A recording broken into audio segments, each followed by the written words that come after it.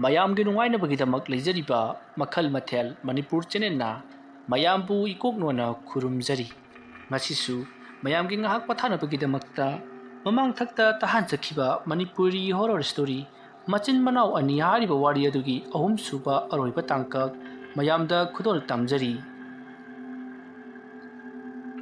ꯁꯛꯇꯝ ꯑꯗꯨ ꯎꯕꯗ ꯃꯈꯣꯏ ꯑꯍꯜ ꯑꯅꯤꯗꯣ ꯈꯪꯄ꯭ꯔꯦꯛ ꯈꯪꯉꯤ ꯃꯈꯣꯏꯅ ꯎꯔꯤꯕꯗꯣ ꯑꯊꯣꯛꯄ ꯐꯤꯕꯝ ꯑꯃꯅꯤ ꯃꯗꯨꯗꯤ ꯑꯃꯅ ꯁꯟ ꯁꯥꯗꯨꯅ ꯆꯠꯂꯤ ꯑꯗꯨꯒ ꯁꯟ ꯁꯥꯔꯤꯕ ꯑꯗꯨꯒꯤ ꯃꯊꯛꯇ ꯃꯁꯝ ꯃꯅꯥ ꯏꯁꯥꯡ ꯁꯥꯡꯕ ꯃꯃꯤꯠ ꯃꯨꯁꯤꯟ ꯃꯨꯕ ꯃꯃꯥꯏꯅ ꯉꯧꯔꯣꯛ ꯉꯧꯕ ꯅꯨꯄꯤ ꯑꯃꯅ ꯇꯣꯡꯂꯩ ꯑꯗꯨꯒ ꯃꯌꯥ ꯏꯍꯤ ꯍꯤꯒꯠꯇꯨꯅ ꯁꯟ ꯁꯥꯔꯤꯕ ꯅꯨꯄꯤ ꯃꯆꯥ ꯑꯃꯗꯤ ꯃꯊꯛꯇ ꯇꯣꯡꯂꯤꯕ ꯅꯨꯄꯤ ꯃꯆꯥ ꯑꯅꯤ ꯑꯗꯨꯅ ꯈꯝꯕ ꯑꯃꯗꯤ ꯆꯥꯎꯕꯤꯗ ꯂꯩꯁꯤꯟꯗꯨꯅ ꯌꯦꯡꯂꯛꯂꯤ ꯃꯗꯨ ꯎꯕꯗ ꯃꯈꯣꯏ ꯑꯅꯤꯗꯣ ꯂꯥꯎꯈꯠꯂꯗꯨꯅ ꯏꯃꯨꯡ ꯂꯣꯝꯗ ꯒꯨꯗꯨꯡ ꯒꯨꯗꯨꯡ ꯆꯦꯟꯁꯤꯜꯂꯛꯈꯤ ꯑꯗꯨꯝꯅ ꯇꯧꯕ ꯑꯗꯨꯗ ꯌꯦꯅꯈꯥꯗ ꯍꯧꯅ ꯍꯧꯅ ꯅꯣꯛꯂꯤ ꯑꯗꯨꯝꯅ ꯇꯧꯔꯝꯕꯗꯒꯤ ꯈꯝꯕ ꯑꯃꯗꯤ ꯆꯥꯎꯕꯤ ꯃꯈꯣꯏ ꯑꯅꯤꯁꯨ ꯃꯈꯣꯏꯒꯤ ꯀꯥꯗ ꯆꯦꯟꯁꯤꯟꯗꯨꯅ ꯀꯔꯤꯅꯣ ꯍꯧꯖꯤꯛꯀꯤꯗꯨꯕꯨ ꯍꯥꯏꯗꯨꯅ ꯃꯈꯣꯏ ꯑꯅꯤ ꯉꯪꯅꯗꯨꯅ ꯂꯩꯔꯤ ꯃꯇꯝ ꯑꯗꯨꯗ ꯈꯝꯕꯅ ꯀꯔꯤꯅꯣ ꯇꯧꯔꯤꯕꯁꯤꯅ ꯁꯤꯡꯉꯝꯗꯅ ꯁꯤꯈ꯭ꯔꯕ ꯏꯆꯥ ꯑꯅꯤꯗꯨꯒꯤ ꯊꯋꯥꯏꯅ ꯃꯃꯥ ꯃꯄꯥ ꯑꯣꯏꯕ ꯑꯩꯈꯣꯏꯕꯨ ꯑꯣꯠꯂꯤꯕꯔꯥ ꯃꯃꯥ ꯍꯥꯏ ꯃꯃꯥ ꯀꯔꯤꯅꯣ ꯑꯊꯣꯛꯅ ꯀꯤꯔꯤꯉꯩꯁꯤꯗ ꯑꯩ ꯅꯪꯒꯤ ꯀꯤꯕꯒ ꯂꯥꯏꯔꯤ ꯑꯩ ꯃꯤꯍꯨꯟ ꯊꯥꯎꯟ ꯏꯁꯨ ꯁꯨꯗꯦꯀꯣ ꯑꯩ ꯍꯧꯒꯠꯂꯨ ꯑꯁ ꯀꯔꯤꯅꯣ ꯑꯃꯨꯛ ꯈꯣꯏꯖꯨ ꯂꯩꯈꯥꯝ ꯈꯔ ꯊꯥꯗꯣꯛꯁꯤꯅꯦ ꯀꯗꯥꯏꯗꯒꯤ ꯈꯣꯏꯖꯨ ꯂꯩꯈꯥꯝꯅꯣ ꯑꯩꯈꯣꯏꯒꯤꯗꯤ ꯂꯩꯁꯨ ꯂꯩꯇꯅ ꯆꯨꯝꯃꯤꯅꯦ ꯑꯗꯨꯁꯨ ꯑꯩ ꯉꯥꯏꯈꯣ ꯑꯗꯨ ꯑꯣꯏꯔꯒꯅ ꯗꯨꯛ ꯊꯥꯗꯣꯛꯁꯤꯗꯅ ꯆꯠꯊꯣꯛꯑꯗ ꯂꯥꯏ ꯐꯠꯇꯕ ꯂꯩꯔꯒꯕꯨ ꯗꯨꯛ ꯊꯥꯗꯣꯛꯑꯒ ꯐꯩ ꯍꯥꯏꯕ꯭ꯔꯣ ꯎꯐ ꯑꯗꯨꯗꯤ ꯀꯩꯗꯧꯅꯤ ꯀꯥꯡꯈꯟꯁꯤ ꯌꯦꯠꯁꯜꯂꯒ ꯇꯨꯝꯕ ꯇꯥꯔꯦ ꯍꯥꯏꯕ ꯑꯁ ꯑꯩꯗꯤ ꯁꯦ ꯀꯥꯡꯈꯟ ꯌꯦꯞꯁꯜꯂꯨꯁꯦ ꯑꯁꯨꯝꯅ ꯍꯥꯏꯔꯒ ꯑꯍꯜ ꯑꯅꯤꯗꯣ ꯇꯨꯃꯤꯟꯅ ꯂꯩ ꯃꯇꯝ ꯑꯗꯨꯗ ꯆꯥꯎꯕꯤꯅ ꯑꯩꯃ ꯀꯩꯅꯣꯝꯃ ꯀꯥꯎꯔꯦ ꯀꯔꯤ ꯑꯃꯨꯛ ꯀꯥꯎꯔꯕꯒꯤ ꯊꯣꯛꯅ ꯁꯠꯂꯝꯗ꯭ꯔꯦ ꯍꯥꯏꯕ ꯑꯁ ꯇꯧꯔꯁꯅꯨ ꯃꯣꯏꯅ ꯊꯣꯛꯄ ꯏꯃꯨꯡꯗ ꯆꯪꯉꯛꯑꯒ ꯃꯣꯏꯅ ꯊꯣꯛꯄ ꯇꯧꯔꯁꯅꯨ ꯏꯃꯨꯡꯗ ꯆꯪꯉꯛꯄ ꯍꯥꯏꯕ ꯏꯃꯨꯡꯗ ꯆꯪꯉꯛꯂꯒ ꯑꯩꯈꯣꯏꯒꯤ ꯀꯥꯗ ꯆꯪꯉꯛꯂꯕꯗꯤ ꯑꯗꯨ ꯑꯣꯏꯔꯒꯅ 이번에 ꯂꯥꯎꯃꯤꯟꯅꯕ ꯇꯥꯔꯦꯗꯅ ꯀꯔꯤꯗꯤ ꯎꯄꯥꯏ ꯂꯩ ꯑꯗꯨ ꯇꯨꯝ ꯑꯁꯨꯝꯅ ꯍꯥꯏꯔꯛꯄꯗꯨꯗ ꯆꯥꯎꯕꯤꯅ ꯃꯆꯤꯟ ꯃꯈꯥ ꯏꯄꯩ ꯄꯩꯔꯒ ꯈꯝꯕꯗ ꯃꯃꯤꯠꯇꯣ ꯀꯤꯅ ꯌꯦꯡꯉꯝꯂꯒ ꯇꯨꯃꯤꯟꯅ ꯃꯃꯥꯏ ꯎꯞꯁꯟꯗꯨꯅ ꯐꯖꯅ ꯆꯤꯡꯈꯠꯇꯨꯅ ꯂꯩꯔꯤ ꯃꯇꯝ ꯑꯗꯨꯗ ꯈꯝꯕꯒꯤ ꯃꯅꯥꯀꯣꯡꯗ ꯄꯥꯕꯨꯡ ꯅꯣꯏ ꯄꯦꯜꯂꯣ ꯑꯩꯈꯣꯏꯅ ꯁꯤꯔꯒ ꯑꯩꯈꯣꯏꯅ ꯊꯋꯥꯏ ꯃꯥꯡꯂꯒ ꯅꯈꯣꯏ ꯄꯦꯜꯂꯣ ꯍꯩꯁ ꯀꯅꯥꯅꯣꯍꯦ ꯀꯩꯗꯧꯕꯤꯔꯕꯒꯦ ꯀꯔꯤ ꯑꯃꯨꯛ ꯇꯧꯔꯕꯒꯦ ꯍꯥꯏꯕ ꯑꯩ ꯅꯆꯥꯅꯨꯄꯤ ꯑꯇꯣꯝꯕꯤ ꯁꯨꯁꯤꯂꯥꯒꯤ ꯈꯣꯟꯖꯦꯜꯗ ꯄꯥꯕꯨꯡ ꯑꯩꯈꯣꯏꯅ ꯁꯤꯔꯒ ꯄꯦꯜꯂꯣꯗꯅ ꯂꯥꯎꯔꯝꯃꯤꯕꯅꯤꯅꯦ ꯑꯁ ꯑꯩꯗꯤꯅꯦ ꯑꯣꯟꯊꯣꯛꯅ ꯀꯤꯖꯔꯦꯗꯀꯣ ꯅꯪꯅ ꯀꯤꯔꯒ ꯀꯩꯗꯧꯅꯤ ꯀꯥꯟꯅꯗꯦ ꯁꯦ ꯂꯥꯛꯑꯣꯁꯦ ꯊꯕꯛ ꯇꯧꯔꯁꯤ ꯑꯇꯃꯨꯛꯇꯤ ꯄꯥꯕꯨꯡ ꯀꯧꯒꯦꯔꯥ ꯄꯥꯕ ꯀꯧꯒꯦꯔꯥ ꯀꯧꯅꯤꯡꯕ ꯀꯧꯔꯁꯅꯨ ꯀꯔꯤꯃꯇ ꯍꯥꯏꯔꯣꯏꯗꯕꯅꯤꯀꯣ ꯑꯁꯨꯝꯅ ꯍꯥꯏꯔꯒ ꯈꯝꯕ ꯑꯃꯗꯤ ꯆꯥꯎꯕꯤ ꯐꯩꯖꯨꯞ ꯆꯤꯡꯈꯠꯇꯨꯅ ꯇꯨꯃꯤꯟꯅ ꯂꯩꯔꯤ ꯑꯗꯨꯝꯅ ꯂꯩꯔꯤꯉꯩ ꯃꯇꯝ ꯑꯗꯨꯗ ꯌꯨꯝ ꯑꯗꯨꯗ ꯀꯣꯗ꯭ꯔꯣꯛ ꯀꯅꯥꯒꯨꯝꯕ ꯑꯃ ꯆꯠꯄꯒꯤ ꯈꯣꯟꯖꯦꯜ ꯇꯥꯔꯤ ꯈꯣꯟꯖꯦꯜ ꯑꯗꯨ ꯇꯥꯕꯗ ꯈꯝꯕ ꯑꯃꯗꯤ ꯆꯥꯎꯕꯤ ꯃꯁꯥꯗꯣ ꯁ꯭ꯋꯥꯏ ꯂꯥꯎꯏ ꯖꯤꯡ ꯀꯥꯔꯗꯨꯅ ꯃꯈꯣꯏ ꯑꯗꯣ ꯐꯩꯖꯨꯞ ꯍꯥꯏꯗꯣꯛꯂꯒ ꯌꯦꯡꯕꯗꯤ ꯉꯝꯗ ꯇꯨꯃꯤꯟꯅ ꯂꯩꯔꯤ ꯑꯗꯨꯝꯅ ꯂꯩꯔꯤꯉꯩ ꯃꯇꯝ ꯑꯗꯨꯗ ꯈꯝꯕ ꯑꯃꯗꯤ ꯆꯥꯎꯕꯤ ꯃꯈꯣꯏꯅ ꯂꯩꯔꯤꯕ ꯀꯥ ꯑꯗꯨꯗ ꯀꯅꯥꯒꯨꯝꯕ ꯅꯨꯄꯤ ꯃꯆꯥ ꯈꯔ ꯅꯣꯛꯇꯨꯅ ꯋꯥꯔꯤ ꯋꯥꯇꯥꯏ ꯁꯥꯟꯅꯔꯒ ꯆꯪꯉꯛꯂꯤꯕꯗꯣ ꯃꯈꯣꯜ ꯇꯥꯏ ꯃꯇꯝ ꯑꯗꯨꯗ ꯈꯝꯕ ꯑꯃꯗꯤ ꯆꯥꯎꯕꯤꯅ ꯑꯁ ꯇꯥꯔꯤꯕ ꯈꯣꯟꯖꯦꯜꯁꯦ ꯏꯆꯥꯅꯨꯄꯤ ꯑꯍꯟ ꯃꯦꯝꯇꯣꯝꯕꯤ ꯑꯃꯗꯤ ꯁꯨꯁꯤꯂꯥꯒꯤ ꯈꯣꯟꯖꯦꯜꯅꯤ ꯃꯩ ꯄꯥꯕꯨꯡ ꯑꯩꯁꯨ ꯃꯗꯨ ꯈꯪꯂꯤꯕꯅꯤꯅꯦ ꯈꯪꯂꯕꯁꯨ ꯀꯔꯤ ꯎꯄꯥꯏ ꯂꯩ ꯅꯪ ꯆꯦꯟꯁꯤꯜꯂꯒ ꯀꯣꯜꯂꯨꯒꯦ ꯍꯥꯏꯕ꯭ꯔꯣ ꯆꯠꯊꯣꯛꯑꯗ ꯊꯣꯛꯄ ꯇꯨꯃꯤꯟꯅ ꯂꯩꯌꯨ ꯑꯁꯨꯝꯅ ꯈꯝꯕ ꯑꯃꯗꯤ ꯆꯥꯎꯕꯤꯅ ꯇꯨꯃꯤꯟꯅ ꯂꯩꯔꯤꯉꯩ ꯀꯥ ꯑꯗꯨꯗ ꯂꯩꯔꯤꯕ ꯄꯣꯠ ꯆꯩ ꯄꯨꯝꯅꯃꯛ ꯑꯗꯣ ꯌꯦꯛꯈꯥꯏ ꯊꯨꯒꯥꯏꯈꯤꯕꯒꯤ ꯃꯈꯣꯜ ꯇꯥꯏ ꯃꯈꯣꯜꯁꯤꯡ ꯑꯗꯨꯗ ꯀꯥꯏꯕꯒꯤ ꯒ꯭ꯌꯥꯎ ꯂꯥꯎꯕ ꯃꯈꯣꯜ ꯑꯗꯨꯗ ꯃꯇꯩ ꯃꯅꯥꯎ ꯑꯅꯤꯗꯣ ꯈꯪꯄ꯭ꯔꯦꯛꯁꯨ ꯈꯪꯉꯤ ꯆꯥꯎꯕꯤꯗꯤ ꯋꯣꯛ ꯈꯣꯡꯅꯕꯨ ꯀꯥꯞꯊꯣꯔꯛꯂꯤ ꯈꯝꯕꯅ ꯀꯔꯤꯅꯣ ꯃꯃꯥ ꯅꯪꯅ ꯑꯗꯨ ꯀꯟꯅ ꯀꯥꯞꯂꯛꯏꯗꯨꯅ ꯑꯩꯈꯣꯏ ꯁꯤꯗ ꯂꯩ ꯍꯥꯏꯕꯁꯤ ꯈꯪꯈ꯭ꯔꯕꯗꯤ ꯈꯧꯔꯤ ꯃꯦꯠꯂꯒ ꯍꯥꯠꯂꯣꯏꯗ꯭ꯔꯣ ꯑꯁ ꯃꯍꯥꯠꯀꯩꯒ ꯍꯥꯠꯆꯈ꯭ꯔꯁꯅꯨꯗ ꯑꯩ ꯑꯁꯨꯝꯅ ꯍꯥꯏꯔꯒ ꯐꯩꯖꯨꯞꯇꯣ ꯁꯠ ꯍꯥꯏꯗꯣꯛꯏ ꯃꯇꯝ ꯑꯗꯨꯗ ꯈꯝꯕ ꯑꯃꯗꯤ ꯆꯥꯎꯕꯤ ꯃꯈꯣꯏ ꯑꯅꯤꯅ ꯂꯩꯗꯨꯅ ꯌꯦꯡꯂꯛꯄꯗꯗꯤ ꯀꯥ ꯑꯗꯨꯗ ꯀꯔꯤꯁꯨ ꯇꯧꯔꯝꯗꯦ ꯄꯣꯠ ꯆꯩꯁꯨ ꯑꯃꯠꯇ ꯃꯆꯤ ꯂꯦꯡꯉꯝꯗꯦ ꯅꯨꯄꯤ ꯃꯆꯥ ꯑꯅꯤꯒꯤ ꯈꯣꯟꯖꯦꯜ ꯇꯥꯈꯤꯕꯗꯨꯁꯨ ꯂꯩꯔꯝꯗ꯭ꯔꯤ ꯃꯇꯝ ꯑꯗꯨꯗ ꯈꯝꯕꯅ ꯑꯣ ꯄꯨꯝꯅꯃꯛ ꯑꯁꯤ ꯑꯩꯈꯣꯏꯒꯤ ꯋꯥꯈꯜꯅ ꯄꯪꯈꯟꯗ ꯈꯟꯖꯤꯟꯕꯗꯒꯤ ꯊꯣꯛꯄ ꯑꯣꯏꯔꯕ ꯖꯥꯠꯅꯤ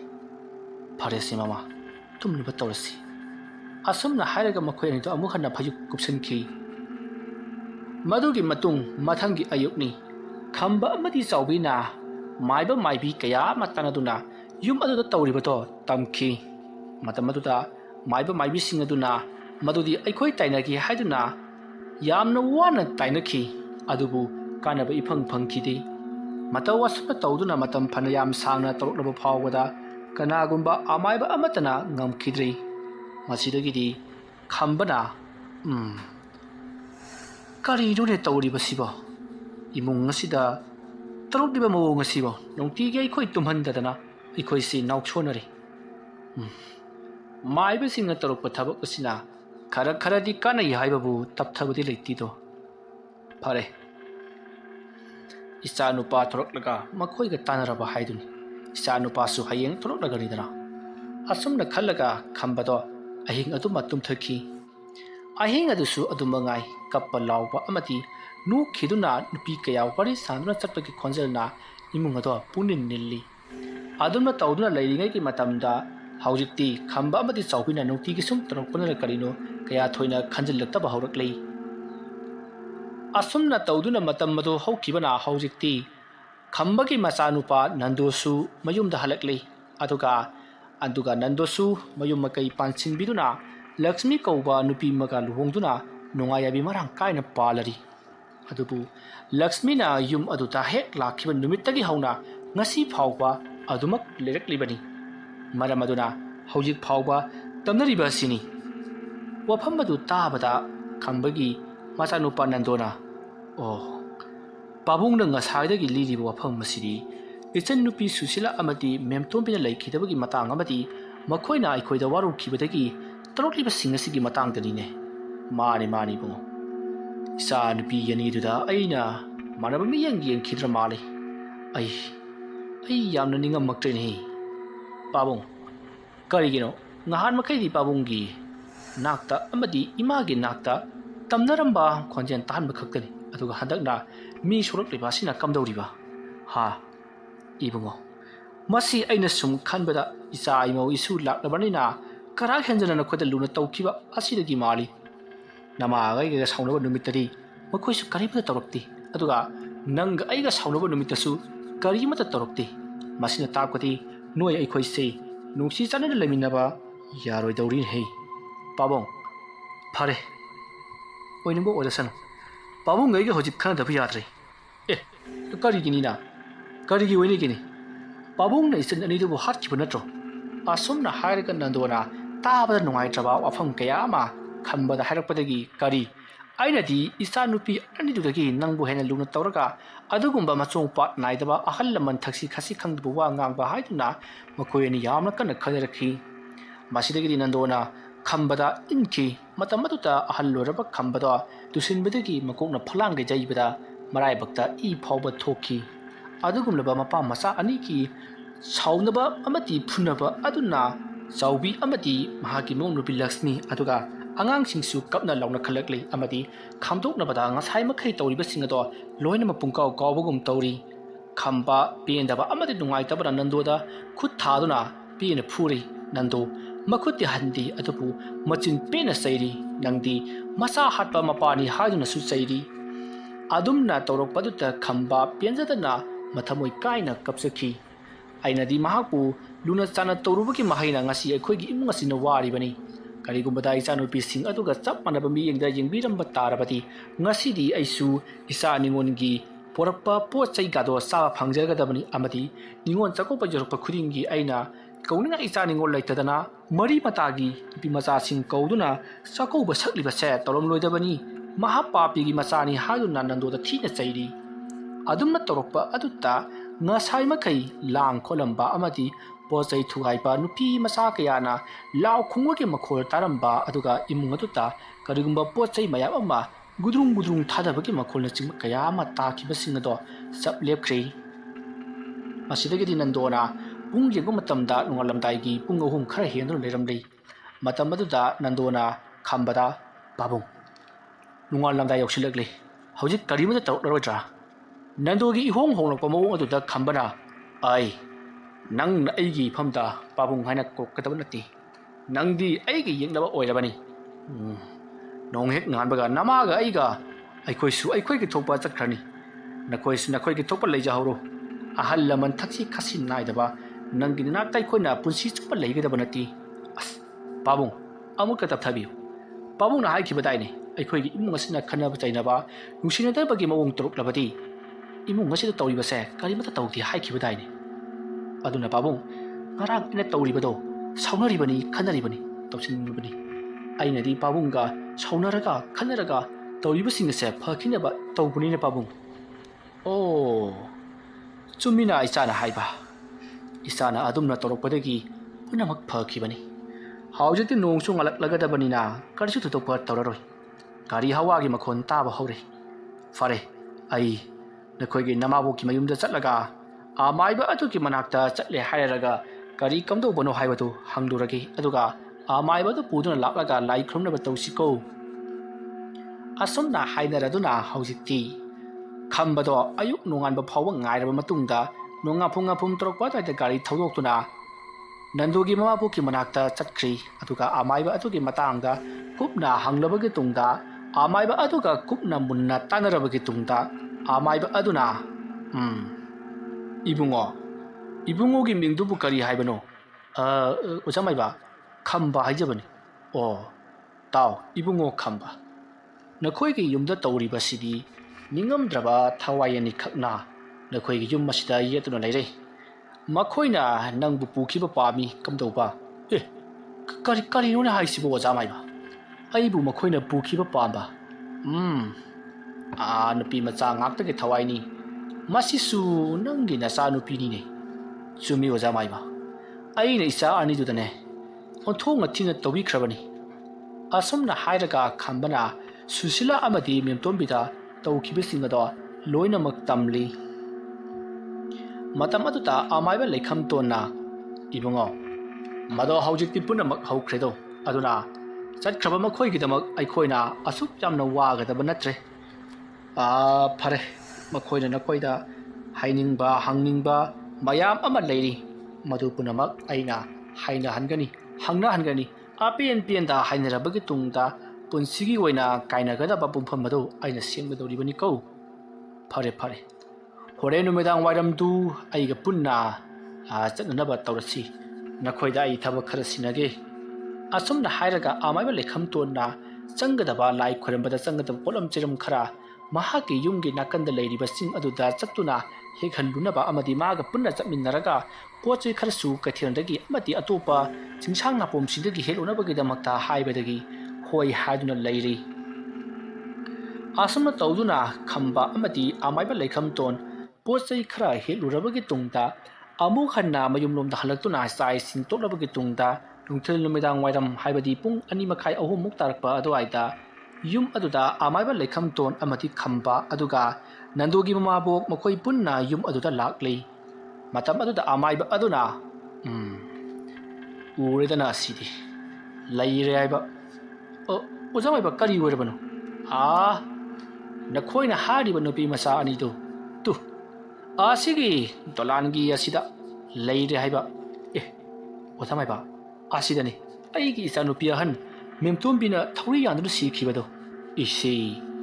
yum masida dugumba thauri yalaga sikhiba khotkhiba tawraga yum masina khoina matam sana sengtok haudrabro oja phare ahan bada yum masi hana sengtok asi thawai milen kundanaba aduga thawai milen singase ai tainaraga tankhige aduga makhoina pamliba sina karino haibado hangnarasi ko phagani hoja maiba adati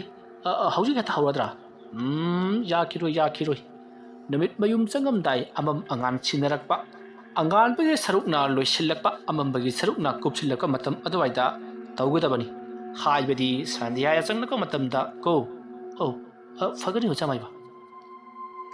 ꯑꯁꯨꯝꯅ ꯍꯥꯏꯅꯔꯗꯨꯅ ꯑꯃꯥꯏꯕ ꯑꯗꯨꯒ ꯄꯨꯟꯅ ꯃꯈꯣꯏ ꯑꯗꯣ ꯂꯥꯏ ꯈꯨꯔꯨꯝꯅꯕꯒꯤꯗꯃꯛꯇ ꯁꯦꯝ ꯁꯥꯕ ꯄꯨꯝꯅꯃꯛ ꯇꯧꯈꯤ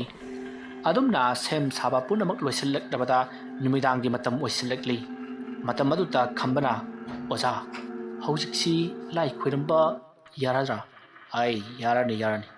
ꯑꯗꯨꯅꯕꯨ ꯑꯩꯅ ꯁꯤꯜ ꯂꯥꯡꯕ ꯍꯧꯔꯛꯂꯤꯕꯁꯤꯗꯤ ꯑꯗꯨꯒ ꯅꯈꯣꯏꯗ ꯑꯩꯅ ꯋꯥ ꯑꯃ ꯍꯥꯏꯒꯦ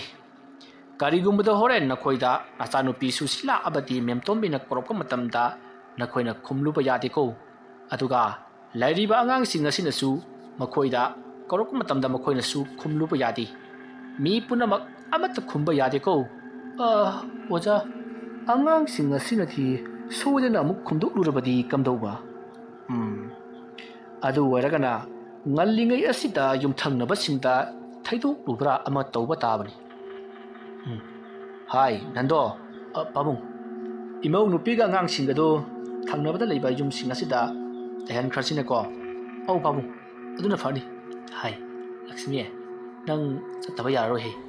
ꯑꯉꯥꯡꯁꯤꯡꯁꯤꯒ ꯄꯨꯟꯅ ꯊꯪꯅꯕꯒꯤ ꯏꯅꯦ ꯍꯣꯏꯗ ꯑꯃꯨꯛꯇ ꯂꯩꯆꯣ ꯑꯗꯨꯝꯅ ꯍꯥꯏꯕ ꯑꯗꯨꯗ ꯂꯛꯁꯃꯤꯅ ꯍꯣꯏ ꯍꯥꯏꯗꯨꯅ ꯊꯕꯛ ꯑꯁꯤꯗ ꯃꯍꯥꯛꯁꯨ ꯀꯤꯕꯗꯒꯤ ꯀꯌꯥ ꯊꯣꯏꯅ ꯌꯥꯎꯅꯤꯡꯗꯕꯒ ꯇꯥꯟ ꯆꯥꯔꯦ ꯈꯜꯂꯗꯨꯅ ꯃꯍꯥꯛ ꯆꯠꯈ꯭ꯔꯕꯅꯤ ꯑꯁꯨꯝꯅ ꯇꯧꯗꯨꯅ ꯍꯧꯖꯤꯛꯇꯤ ꯅꯟꯗꯨ ꯈꯝꯕ ꯑꯃꯗꯤ ꯈꯝꯕꯒꯤ ꯂꯣꯏꯅꯕꯤ ꯆꯥꯎꯕꯤ ꯃꯈꯣꯏ ꯑꯍꯨꯝ ꯑꯗꯨꯒ ꯑꯃꯥꯏꯕ ꯂꯩꯈꯣꯝꯇꯣꯟ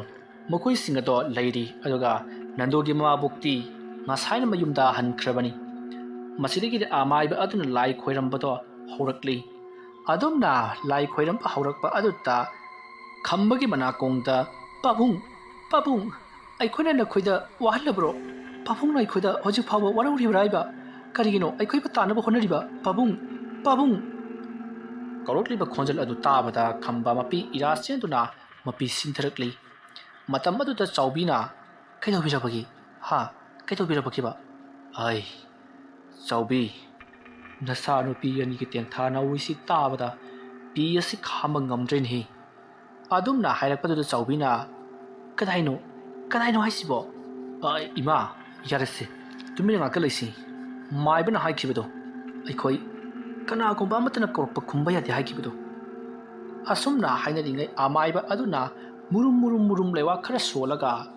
ꯅꯟꯗꯣ ꯈꯝꯕ ꯑꯃꯗꯤ ꯆꯥꯎꯕꯤ ꯃꯈꯣꯏꯁꯤꯡꯗ ꯏꯁꯤꯡ ꯈꯔ ꯈꯤꯛꯂꯛꯏ ꯑꯗꯨꯝꯅ ꯇꯧꯕꯗꯨꯗ ꯈꯝꯕꯗꯣ ꯆꯩꯅꯥ ꯐꯪꯕꯒꯨꯝ ꯑꯩ ꯈꯝꯕ ꯀꯩꯗꯧꯔꯦ ꯑꯣꯖꯥꯒꯤ ꯏꯁꯤꯡꯗꯨ ꯊꯦꯡꯕꯗ ꯑꯩꯉꯣꯟꯗ ꯀꯔꯤꯅꯣ ꯁꯥꯖꯩꯅ ꯈꯟꯕꯒꯨꯝ ꯌꯦꯇꯨꯝꯅ ꯊꯤꯟꯕꯒꯨꯝ ꯑꯣꯟꯊꯣꯛꯅꯁꯨ ꯅꯥꯈ꯭ꯔꯦ ꯑꯣꯖꯥ ꯍꯥꯏ ꯅꯟꯗꯣ ꯑꯣꯖꯥ ꯏꯄꯨ ꯀꯧꯅꯦ ꯏꯄꯨ ꯈꯔ ꯍꯟꯇꯣꯛꯎ ꯏꯕꯦꯝꯃ ꯄꯥꯕꯨꯡ ꯈꯔ ꯍꯟꯇꯣꯛꯎ ꯍꯥꯏ ꯏꯕꯨꯡꯉꯣ ꯈꯝꯕ ꯑꯣꯖꯥ ꯃꯥꯏꯕ ꯆꯪꯁꯤꯜꯂꯣ ꯑꯁꯨꯝꯅ ꯍꯥꯏꯔꯒ ꯈꯝꯕꯕꯨ ꯀꯧꯁꯤꯜꯂꯤ ꯑꯗꯨꯒ ꯈꯝꯕꯒꯤ ꯃꯈꯨꯠ ꯑꯅꯤꯗꯨ ꯄꯥꯏꯔꯒ ꯍꯥꯏꯌꯨ ꯅꯈꯣꯏꯅ ꯌꯨꯝ ꯑꯁꯤꯗ ꯂꯩꯔꯛꯂꯤꯕꯁꯤ ꯀꯔꯤꯒꯤꯅꯣ ꯀꯔꯤ ꯄꯦꯟꯗꯕ ꯂꯩ ꯍꯥꯏꯌꯨ ꯀꯔꯤꯅꯣꯅꯦ ꯑꯣꯖꯥ ꯑꯩꯉꯣꯟꯗ ꯑꯣꯟꯁꯤꯟꯕꯤꯔꯛꯂꯤꯕꯁꯤꯕꯣ ꯈꯨꯝꯗꯣꯏꯅꯦ ꯃꯁꯦ ꯐꯩ ꯑꯁꯨꯝꯅ ꯍꯥꯏꯔꯒ ꯑꯃꯥꯏꯕ ꯂꯩꯈꯝꯇꯣꯟꯅ ꯃꯨꯔꯨꯝ ꯂꯩꯋꯥ ꯈꯔ ꯁꯣꯜꯂꯒ ꯈꯝꯕꯗ ꯀꯥꯝꯁꯤꯜꯂꯤ ꯑꯗꯨꯝꯅ ꯁꯣꯔ ꯑꯗꯨꯅ ꯁꯥꯡꯅ ꯆꯤꯡꯈꯠꯂꯒ ꯇꯞꯅ ꯀꯥꯝꯊꯣꯔꯛꯄ ꯑꯗꯨꯗ ꯈꯝꯕꯅ ꯑꯩ ꯍꯥꯏꯔꯒꯦ ꯌꯨꯝ ꯑꯁꯤꯗ ꯂꯩꯔꯤꯕ ꯈꯝꯕ ꯑꯩꯈꯣꯏꯒꯤ ꯄꯥꯕꯨꯡ ꯈꯝꯕ ꯃꯍꯥꯛꯁꯦ ꯃꯆꯥ ꯃꯤꯆꯥ ꯃꯣꯂꯩ ꯃꯤꯂꯩ ꯅꯥꯏꯕ ꯑꯗꯨꯒ ꯑꯄꯣꯛꯄ ꯃꯆꯥꯗ ꯐꯥꯎꯕ ꯑꯆꯥꯟ ꯃꯤꯔꯥꯏ ꯅꯥꯏꯕ ꯆꯞ ꯃꯥꯟꯅꯕ ꯃꯤꯠꯌꯦꯡꯗ ꯌꯦꯡꯗꯕ ꯅꯤꯄꯥꯅꯤ ꯃꯔꯝ ꯑꯗꯨꯅ ꯏꯄꯥ ꯃꯥꯕꯨ ꯄꯨꯔꯒ ꯑꯩꯈꯣꯏꯒꯤ ꯁꯥꯟꯇꯤ ꯐꯪꯂꯒꯅꯤ ꯑꯩꯈꯣꯏ ꯃꯥꯕꯨ ꯄꯨꯖꯈ꯭ꯔꯒꯦ ꯃꯗꯨ ꯌꯥꯔꯣꯏ ꯃꯈꯣꯏꯅ ꯅꯈꯣꯏꯗ ꯑꯋꯥꯕ ꯀꯌా ꯄꯤꯔꯝꯕ ꯌꯥꯏ ꯑꯗꯨꯕꯨ ꯅꯈꯣꯏꯗꯤ ꯑꯁꯤꯕꯅꯤ ꯅꯈꯣꯏꯕꯨ ꯃꯈꯣꯏꯅ ꯍꯥꯠꯄ꯭ꯔꯣ ꯅꯈꯣꯏꯅ ꯇꯣꯉꯥꯟ ꯁꯤꯖꯕꯅꯤ ꯑꯗꯨꯅ ꯅꯈꯣꯏꯅ ꯀꯅꯥꯒꯨꯝꯕꯤ ꯑꯃꯠꯇ ꯌꯨꯝ ꯑꯁꯤꯗꯒꯤ ꯄꯨꯈꯤꯕ ꯌꯥꯔꯣꯏ ꯑꯗꯨꯅ ꯑꯩꯅ ꯅꯤꯡꯊꯤꯅ ꯐꯖꯅ ꯍꯥꯏꯔꯤꯉꯩ ꯑꯁꯤꯗ ꯅꯈꯣꯏ ꯆꯠꯂꯨ ꯅꯠꯇ꯭ꯔꯕꯗꯤ ꯅꯈꯣꯏ ꯑꯐꯕ ꯑꯣꯏꯔꯣꯏꯀꯣ ꯀꯔꯤꯁꯨ ꯂꯩꯇꯕ ꯑꯃꯥꯏꯕ ꯅꯍꯥꯛꯅ ꯑꯩꯈꯣꯏꯗ ꯙꯝꯀꯥꯒꯁꯨ ꯇꯧꯔꯤ ꯐꯩ ꯈꯪꯒꯅꯤ ꯑꯗꯨ ꯑꯣꯏꯔꯕꯗꯤ ꯑꯁꯨꯝꯅ ꯍꯥꯏꯔꯒ ꯈꯝꯕꯒꯤ ꯃꯈꯨꯠ ꯃꯁꯥꯗꯣ ꯂꯩꯊꯦꯛꯂꯛꯏ ꯈꯝꯕꯅ ꯃꯍꯥꯛꯀꯤ ꯈꯣꯟꯖꯦꯜꯗ ꯑꯣꯖꯥ ꯃꯥꯏꯕ ꯑꯩ ꯌꯥꯝꯅ ꯋꯥꯔꯦ ꯐꯩ ꯑꯗꯨ ꯑꯣꯏꯔꯕꯗꯤ ꯑꯃꯥꯏꯕ ꯂꯩꯈꯝꯇꯣꯟ ꯀꯅꯥꯅꯣ ꯍꯥꯏꯕꯗꯨ ꯈꯪꯍꯟꯕ ꯇꯥꯔꯦꯗꯅ ꯑꯁꯨꯝꯅ ꯍꯥꯏꯔꯒ ꯑꯃꯥꯏꯕ ꯂꯩꯈꯝꯇꯣꯟꯅ ꯈꯨꯖꯥꯏ ꯑꯗꯨꯗꯒꯤ ꯇꯥꯌꯦꯟ ꯄꯨꯡꯐꯥꯏꯁꯤꯡ ꯑꯗꯣ ꯂꯧꯈꯠꯂꯛꯂꯤ ꯑꯗꯨꯒ